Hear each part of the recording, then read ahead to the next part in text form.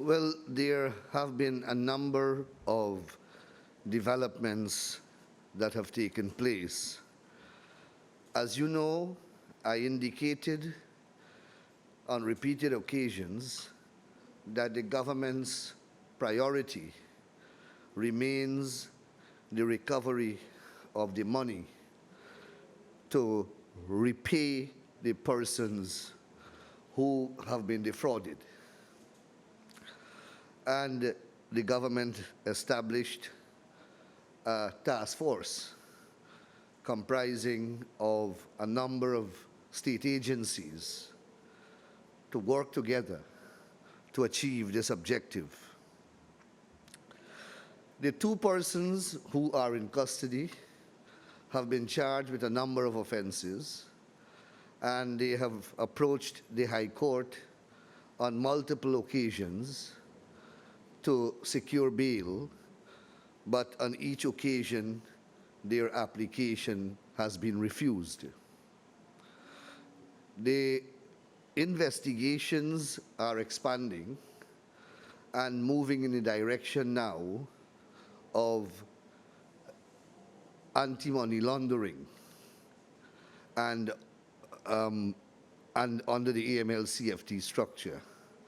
That component of the investigative arm of the state has now been activated. In terms of efforts made to recover the money, all the information provided by the arrested persons as to where the monies are supposed to be have been fully investigated, and they have led to nowhere. The accounts given and the companies that were provided that were supposed to be holding this money in various countries, upon investigations, none of these companies were found to be existing. None of the bank accounts were found to be existing.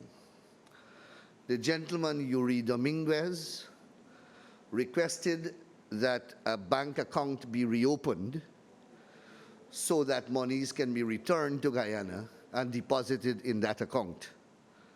That facility was granted. An account was opened at a commercial bank, and to date, not a cent has been returned to that account. He then said he wanted access to a computer so that he can do certain transactions on the computer that ought to bring back the money. He was provided with that computer, yet no money came back. He said he was provided with that computer in the prison. He then said that the prison internet is not working. He was taken to another location in police custody where they have top-class internet facility, and he was given the computer. Up to now, no money was received into the account. He wants the police now to sign an agreement with him. The police obviously have been advised not to sign any such agreement. Yet he clamors for bail.